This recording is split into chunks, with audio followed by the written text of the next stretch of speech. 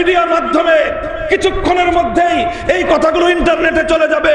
সারা পৃথিবীর মানুষ এই কথার তারা শুনবে, তারা জানবে, তারা বুঝবে। সারা পৃথিবীকে সামনে রেখে ওপেন চ্যালেঞ্জ করলাম, আনো দেখি হিন্দু ধর্মের ধর্মীয় গ্রন্থ এবং ধর্ম প্রণেতার রেফারেন্স অনুযায়ী আধুনিক যুগে 2025 সালে রাষ্ট্র ব্যবস্থা কেমন হওয়া উচিত। হিন্দু ধর্মের আলোকে একটা রূপরেখা দাও, বৌদ্ধ ধর্মের আলোকে একটা রূপরেখা দাও, খ্রিস্ট ধর্মের আলোকে একটা রূপরেখা দাও, ইহুদি ধর্মের আলোকে একটা রূপরেখা দাও। শুধুমাত্র আমরা চ্যালেঞ্জ করতে পারবো। আমাদের এই চ্যালেঞ্জের আওয়াজ মহাশূন্যের মধ্যে ধ্বনিত প্রতিধ্বনিত হয়ে ফিরতে থাকবে। এই চ্যালেঞ্জ, এই পৃথিবীতে কোনো বাপের বেটার জন্ম হয় না।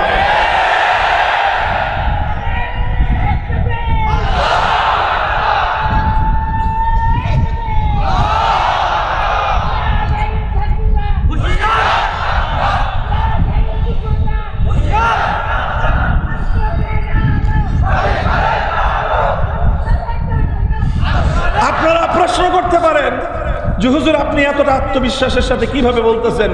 হতেও তো পারে যে অন্যান্য ধর্মাবলম্বীরা নিজ নিজ ধর্ম অনুযায়ী একটা রাষ্ট্রের রূপরেখা দিবে।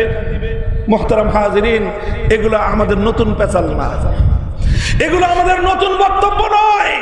আমি বহু বছর ধরে এই কথা বলে যাচ্ছি, আজও পর্যন্ত পৃথিবীর কোন প্রান্ত থেকে আমার এই বক্তব্যের চ্যালেঞ্জ গ্রহণ করার মতো কোন বাপের বেটা, কোন মায়ের সন্তান জন্ম হয় নাই এবং হওয়া সম্ভব না। আমার এই কথার মর্ম কেউ এটা বুঝবেন না যে আমি অন্য কোনো ধর্মকে নেগলেক্ট করতেছি। আমার এই কথার মর্ম এটা নয় যে আমি অন্য কোনো ধর্মকে অসম্মান করছি না। আমি সব ধর্মাবলম্বীদের প্রতি যথাযথ সম্মান প্রদর্শন করেই বলছি, যার যেটা আসল বাস্তবতা সেই বাস্তবতাকে বর্ণনা করা, সেই বাস্তবতাকে বর্ণনা করা, সেই বাস্তবতাকে তুলে ধরা, এটা কি অসম্মান করা হয়? বলেন। মনে করেন আপনি পুরুষ মানুষ, আমি বললাম আপনি পুরুষ, আপনাকে অসম্মান করা হলো। আপনার গায়ের রং কালো, আমি যদি বলি যে আপনার গায়ের রংটা কালো, অসম্মান করা হলো। আপনি উচ্চতায় একটু খাটো, আমি যদি আপনাকে বলি যে আপনি তার তুলনায় খাটো, এটাকে অসম্মান করা হলো। আমি আপনাকে পুরুষ মানুষ, আপনাকে বললাম আপনি একজন পুরুষ মানুষ, অসম্মান করা হলো। আর একজন নারীকে বললাম মিয়া তুমি তো পুরুষ না, তুমি তো মহিলা মানুষ, এটাকে বলার দ্বারা মহিলাকে অসম্মান করা হলো না? মহিলাকে পুরুষ বললে তাকে অসম্মান করা হবে, পুরুষকে নারী বললে তাকে অসম্মান করা হবে। কথা বলেন ঠিক না বেঠিক? তাহলে আসল কথা হলো এই যে পূর্ণাঙ্গ জীবন ব্যবস্থা একমাত্র ইসলাম। ইসলামকে আল্লাহ পাক একমাত্র পূর্ণাঙ্গতা দিয়েছেন। আর এই কারণেই কিয়ামত পর্যন্ত এই বিশ্ববাসীর সব সমস্যার সমাধান একমাত্র ইসলাম প্রদান করতে পারে। আধুনিক যুগের রাষ্ট্র ব্যবস্থার সমস্যার সমাধান একমাত্র ইসলাম করতে পারে। কারণ কি? কারণ ইসলামের মধ্যে আল্লাহ পাক সমাধান রেখেছেন। হিন্দু ধর্মের মধ্যে আধুনিক যুগের রাষ্ট্র ব্যবস্থা নাই, ইহুদি ধর্মের মধ্যে আধুনিক যুগের রাষ্ট্র ব্যবস্থার বর্ণনা নাই, বৌদ্ধ ধর্মের মধ্যে রাষ্ট্র ব্যবস্থার রূপরেখা নাই, খ্রিস্ট ধর্মের মধ্যে রাষ্ট্র ব্যবস্থার রূপরেখা নাই।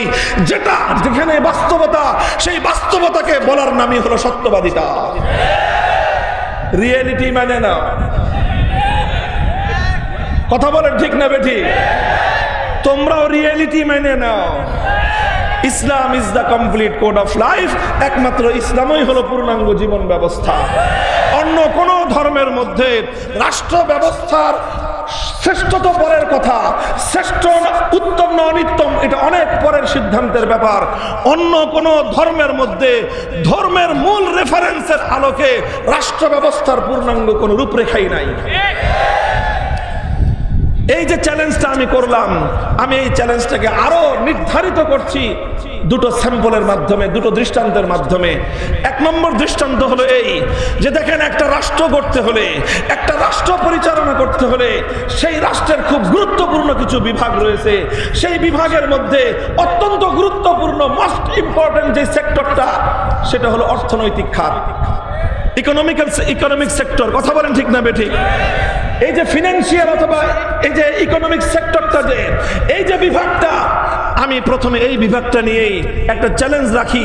সেটা হলো এই যে আজকে 2024 সালের 21শে ডিসেম্বর, এই বছরের আর বাকি আছে 10 দিন, এরপরে শুরু হবে 2025 সাল।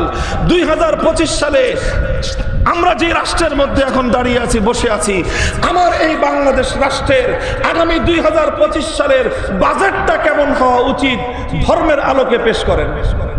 আমি একটা প্রশ্ন রাখলাম, এই প্রশ্নের জবাবে আলহামদুলিল্লাহ আমি ইসলামের পক্ষ থেকে দায়িত্ব নিয়ে বলছি, ইসলামের আলোকে 2025 সালের শুধু বাংলাদেশ নয়, সারা পৃথিবীর 700 কোটি মানুষের ইন্টারন্যাশনাল বাজেট কেমন হবে, সেই বাজেটের রেভিনিউ কালেকশন কোন কোন খাত থেকে হবে, সেই বাজেটের এক্সপেন্ডিচার কোন কোন খাতে কি পরিমাণ হবে, কতটুকু এক্সপেন্ডিচার হওয়া উচিত, কতটুকু ইনকাম হওয়া উচিত, কতটুকু রেভিনিউ কালেকশন হওয়া উচিত, সবগুলো বিষয়ে আল কোরআন এবং নবীর সুন্নাহর রেফারেন্সের মাধ্যমে, গাইডলাইন এবং দিক নির্দেশনার মাধ্যমে, নট অনলি ফর বাংলাদেশ, সারা পৃথিবীর 700 কোটি মানুষ 257টা রাষ্ট্রের জন্য পূর্ণাঙ্গ একটা বাজেট দেওয়ার জন্য আমাদের 10 দিনই যথেষ্ট।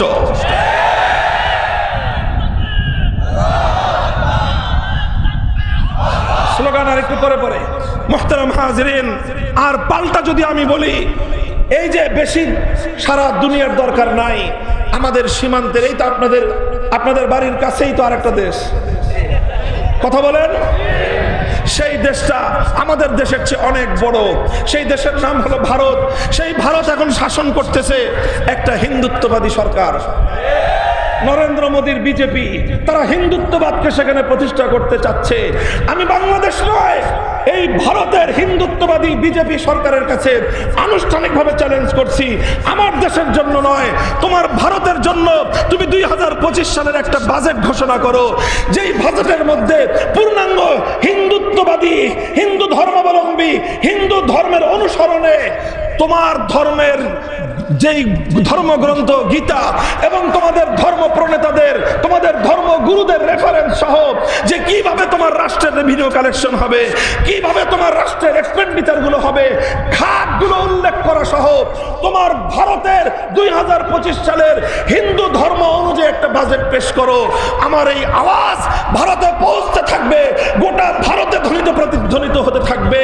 ওরা মুসলমানদের রক্ত দিয়ে হোলি খেলতে পারবে, কিন্তু আমাদের ছোট্ট চ্যালেঞ্জ গ্রহণ করবার মতো তাদের হিম্মত হবে না। বলবেন শুধু ভারতকে না, ভারতকে নয়, চায়নাকেও বলবো, সারা রাষ্ট্রের মধ্যে বৌদ্ধ ধর্মাবলম্বীদের তাদের বসবাস, সারা পৃথিবীতে আজকে তারা অর্থনৈতিকভাবে সারা দুনিয়াকে নিয়ন্ত্রণ করতেছে চায়না। আনো তোমাদের ধর্ম, বৌদ্ধ ধর্মের আলোকে ত্রিপাঠক থেকে রেফারেন্স সহ, গৌতম বুদ্ধের রেফারেন্স সহ তোমাদের চায়নার 2025 সালের বাজেট কেমন হওয়া উচিত একটা রূপরেখা দাও, একটা বাজেট ঘোষণা করো। চায়নার মধ্যে এমন কোন বাপের বেটা জন্ম হয় নাই যে বৌদ্ধ ধর্ম অনুযায়ী একটা বাজেট পেশ করবে। গোটা পশ্চিমা বিশ্ব, ইউরোপ, আমেরিকা বলবো আনো।